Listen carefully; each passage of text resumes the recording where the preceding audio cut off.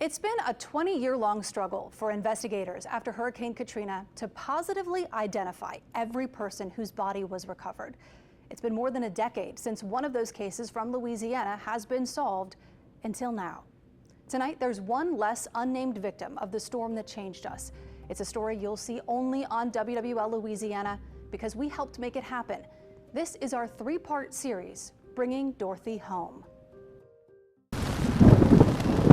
Here lie the remaining, the unclaimed and unidentified victims of the storm from the New Orleans area.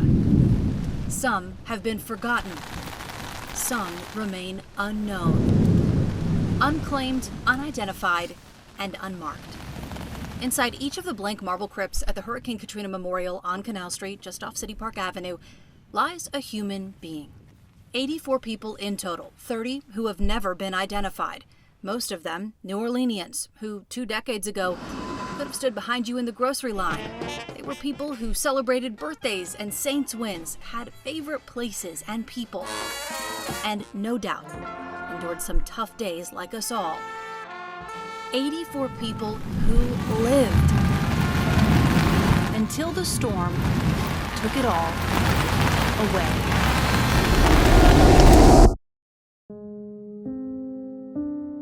Now they're forever entombed in Mid-City on a plot once used by Charity Hospital as a final resting place for the poor.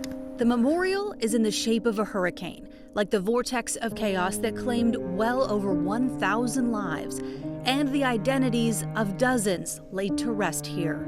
Back in June, as we approached the 20th anniversary of Hurricane Katrina, we started asking questions about who is interred here, and how often are efforts made to identify the unidentified. We soon found out the money for that ran out a long time ago. And a comprehensive list of the descriptions of those people, their characteristics, what they were wearing, where they were found, is not available. But we knew bringing a list like that to the public could help bring closure to a family after almost 20 years. We began our search for details about the victims at the memorial in late June when we filed a records request with the Orleans Parish Coroner's Office. They provided us with copies of more than 800 autopsies conducted after the storm. But the autopsies didn't have much identifying information and didn't tell us who was buried and still unidentified at the memorial. So we asked again more clearly for just a narrowed down list of who is buried there, and if anything had changed since WWL's last report on unidentified victims a decade ago. After some back and forth in early July, the coroner's office told us those records do exist, but none are digitized, writing that while they can confirm no new identifications had been made in the last 10 years, digging through what could be thousands of pages of 20-year-old paper records would be overly burdensome. Of course, back then there was no digital records. Ray Terrio was with the St. Bernard Parish Sheriff's Office at the time of Katrina and knows the record keeping was often as muddy as the water. You talk about, one of the biggest natural disasters we've ever had here. You have no records to go to. The courthouse was underwater. Total confusion. The roadblocks to finding those records, even 20 years later, are a testament to the turmoil Katrina left in its wake. After the storm, the Federal Disaster Mortuary Operational Response Team, or DMORT, came in to support the state medical examiner. Even though the bodies may have decomposed, we know that inside these are people's mothers, fathers, brothers, sons, sisters, daughters. They're the people of Louisiana. Katrina victims recovered from all over the state were taken for autopsy to a temporary morgue in St. Gabriel, a small town along the river about 30 minutes south of Baton Rouge. At one point, DMORT helped perform 97 post-mortem exams in a single day. The escort will carry this particular data sheet and will check off each station that the individual goes through. Each body was assigned a federal DMORT number and a local case number. Some whose identities were unknown were later identified, as DMORT helped the state medical examiner to cross-check identifying information with information from frantic families who called into a hotline. Other autopsies with no name simply say unknown. Sometimes, because of the condition of the body, not even a race or sex could be listed. We tracked down archives from the Department of Health and Hospitals website, which showed that by February of 2006, 6 months after Katrina's landfall, DMORT had performed more than 900 autopsies. Fewer than 100 people remained unidentified.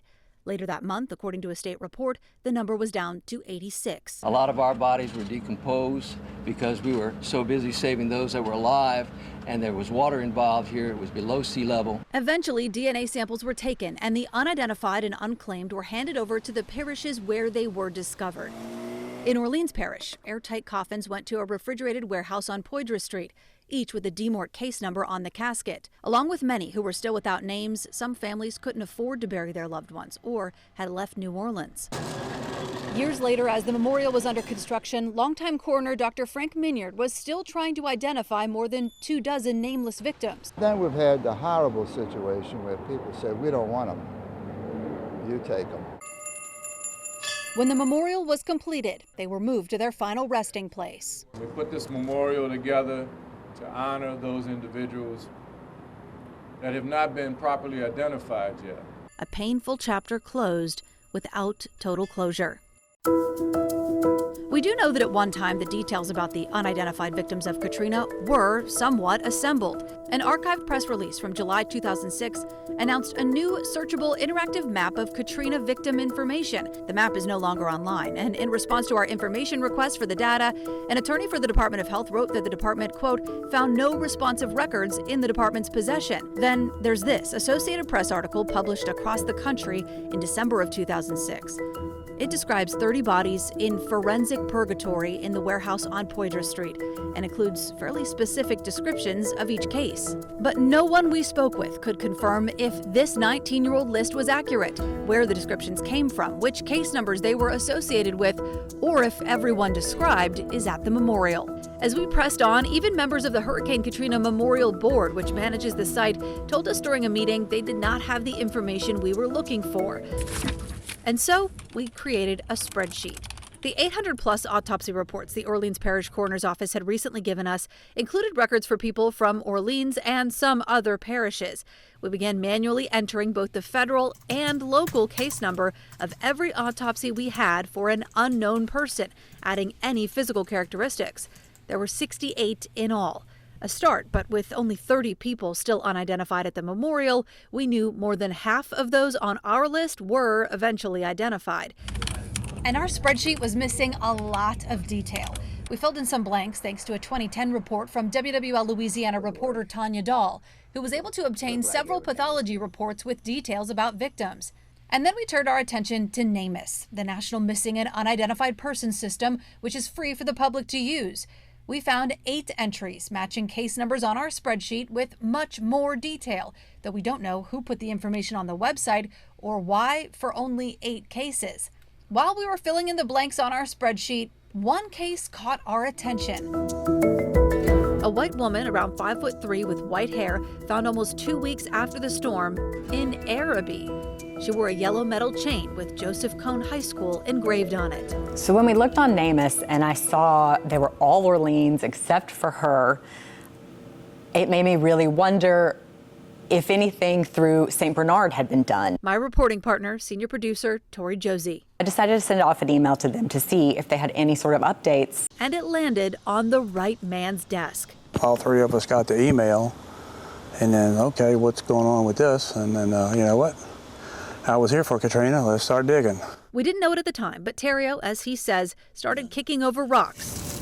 He kept kicking for weeks. As an investigator, he had access to the specific address where that unidentified woman was found and was able to assemble a mountain of evidence. The key, making a connection with the necklace. When they said, hey, she graduated from Joseph Cone, how many people in St. Bernard graduated from Joseph Cone? 2 weeks later, we got a call we never expected.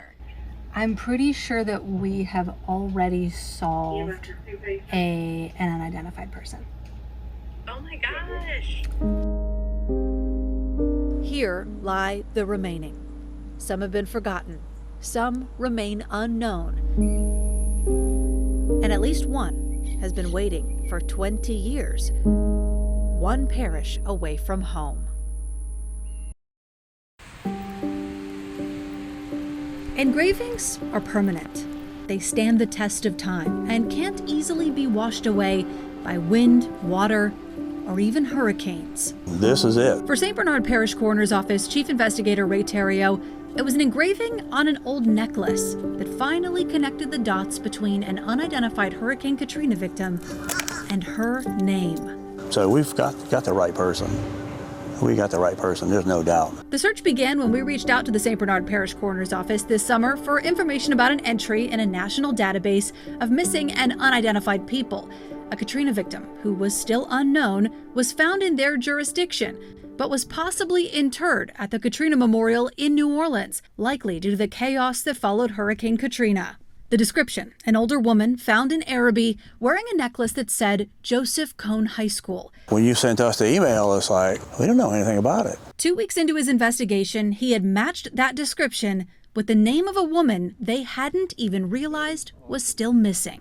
According to the State Office of Vital Records, there is no death certificate for her. Dorothy Driggers Taquino. But yet her name was on the memorial in Shell Beach, but it's spelled wrong. Her husband, brother, and parents are buried here at the Driggers family plot in Carrollton Cemetery, not far from the Uptown University area. Albert J. Taquino, beloved husband of Dorothy Driggers. Missing from the headstone is Dorothy.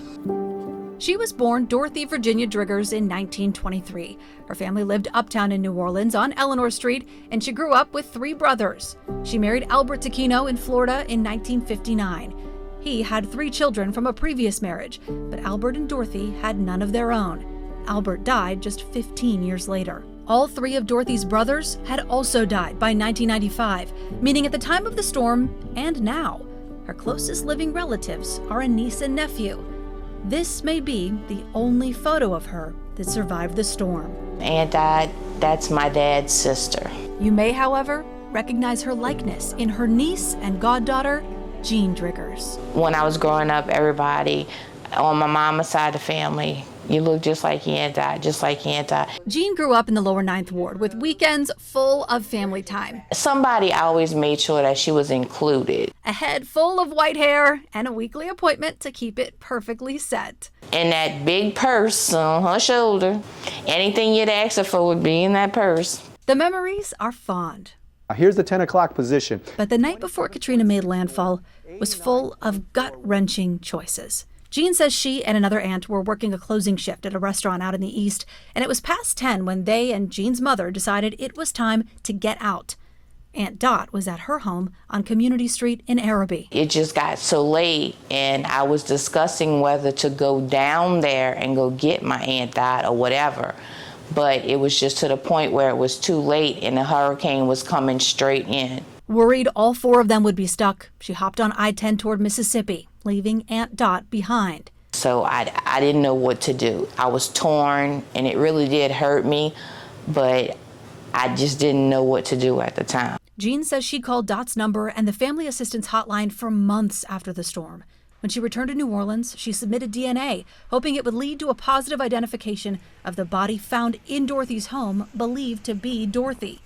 But she says investigators told her they'd need access to a better sample of Dorothy's DNA. Y'all asking us for stuff we can't provide because, hello, Arabi was under 20 foot of water. What are we supposed to do? Jean and her brother decided they'd put it in God's hands. If you love something, you have to let it go. If it's meant to be, it'll come back. Well, that Friday morning, it came knocking at my door at 9 o'clock in the morning, so it was meant to be. That knock on the door, 20 years later, was from Terrio. And for the first time, Jean found out a necklace she remembers. She never took it off. Was the missing link to identifying Aunt Dot. When I got that knock on the door and he told me what it was, I was like, wait, what? Terrio had paid a visit to the Orleans Parish school system with a hunch. Man, if I could get her high school diploma saying that she graduated from Joseph Cone, that seals it. They started digging. You know, they would run into a roadblock, let's try this, and run into another roadblock, let's try this. This went on for probably 45 minutes until finally we got her. Dorothy Virginia Driggers, the resident of the home on Community Street where the body was found, graduated in 1942 from Joseph Cone High School, an uptown school pictured here around the time of Dorothy's graduation. Everybody was clapping. 20 years. Who would have thought? Who would have thought? Not Jean, who says her father is smiling down from heaven. He brought his sister home. That's all we can say. Thank you for stepping in and, trying to find something because she can go back home to her final resting place. But about that final resting place, while it won't be the unmarked crypt on Canal Street much longer, it also won't be the family plot at Carrollton Cemetery. Her memorial is actually out there and without a date of death. No one knew, one parish over, Dorothy's name was cast in bronze decades ago, a plan she had made herself long before Katrina took her life and wiped away her name. Had she not done that, she would remain in an unmarked final resting place forever. The staff at St. Bernard Memorial Funeral Home and Gardens are already wondering who will be the first to put flowers at Dorothy Taquino's headstone. To even think that this could happen from so many years ago is just, it's amazing. Jenny Rose McCormick says they could hardly wrap their heads around the call from investigators this summer asking for information about Dorothy. They quickly discovered she had a headstone over an empty plot. The record keeping here is pretty darn good, so we got very, very lucky very quickly. They discovered Dorothy had come to St. Bernard Memorial as a widow in 1988. She paid for the plot and designed the plaque herself. Pre-planning is important, and she picked a place that she was going to be happy with. It's been waiting for her for 37 years, even surviving near total destruction from Katrina's wrath. It was devastating. Photos from the cemetery after the storm are almost hard to describe. Almost nothing was untouched. Everything was covered in mud. But the mud eventually cleared. St. Bernard began to heal. Dorothy's headstone, her name cast in bronze, had weathered the storm. Dorothy, though, did not survive. She was found September 12, 2005, in her home on Community Street in Arabi. Her body was taken to a temporary morgue in St. Gabriel, where investigators struggled to positively identify her. Likely due to the chaos after the storm, her body was not returned to St. Bernard Parish officials, and we discovered she's been entombed at the Hurricane Katrina Memorial on Canal Street, considered an unidentified person for almost 2 decades. Y'all did a lot of detective work. We reached out to St. Bernard Parish Coroner's Office Chief Investigator Ray Terrio, but he built the case, following the clues to her empty grave in St. Bernard, amassing a mountain of evidence, bills, and records. We got her. And unearthing Dorothy's high school diploma and grades, which match a necklace that was described on the unidentified woman's body. We have all evidence that we need for a positive identification. We already know which of these crypts holds Dorothy's remains. The proper permits have already been pulled to move her. Her niece and nephew have given their blessing. The only thing standing in the way is the Orleans Parish Coroner's Office. And standing in their way are boxes of paper records. They got a big challenge on their hand. They're doing the best they can, but they have a big challenge on their hand. Sources tell WWL Louisiana the coroner's office has begun its process of assembling and analyzing the necessary files to hand over Dorothy's body to St. Bernard Memorial. It could require searching through boxes of 20-year-old documents that have been shuffled in 3 separate office relocations. If the Orleans Parish coroner isn't satisfied with the evidence, a DNA test could be on the table. Trying to find 20 years worth of paperwork, I don't think very little was probably put on any kind of digital recording device. The Orleans Parish Coroner's Office would only tell us the case is under investigation. So despite the confidence of so many others familiar with this case, it's unclear when Dorothy Taquino might finally move from her unmarked grave. It'll happen. We have too much information for it not to happen. In this story, there's plenty of information we still don't have. You'll remember we initially sought to share descriptions of all 30 unidentified Katrina victims entombed at the memorial. While we now have whittled down our spreadsheets to only the case numbers behind these walls, we have no autopsy, no identifying information, nothing for more than half of them. We only have a few descriptions still that would even match some of these people. And it's crazy, there's more than a dozen that we still don't even really know anything about. And even just the slightest thing, you think with Dorothy, just the necklace. That information, we're told, is also buried in those file boxes at the coroner's office that we have offered to go through. Could someone out there recognize the description of a black male with a goatee found at 5113 St. Claude Avenue? He was found wearing black low-top shoes, black jeans, and a blue striped shirt. Or could someone remember the man found here at Forstall and North Prior Streets? Younger than 35, about 6 feet 4 inches tall, and wearing a size 15 shoe. Could there be another Dorothy? To be able to put a name to someone who has been lost, essentially, from her neighbors, from her loved ones, and didn't have a place to go, it's heartwarming. It's a really, really good feeling. Soon, the headstone Dorothy chose for herself will be updated with the date of death. Her death certificate is in the works. And when the Orleans Parish Coroner's Office eventually gives the okay, Dorothy, we're going to bring you home. Dorothy will be moved from the memorial on Canal Street. Her niece, Jean Driggers, says she'll be the first to put flowers in her Aunt Dot's vase. She's going to be where she belongs. I don't know what else to say. Here lie the remaining. Some have been forgotten. Now, just 29 remain unknown. But soon, they're bringing Dorothy home. St. Bernard Memorial Gardens is covering all costs for Dorothy's relocation, but it's unlikely she'll be moved before the 20th anniversary of Katrina's landfall. We'll, of course, be following her case and continuing to ask the coroner in New Orleans if we can access records that would allow us to bring you a complete list of everyone buried at the memorial for the first time. You'll find information on the cases we do have details for on our website, WWLTV.com.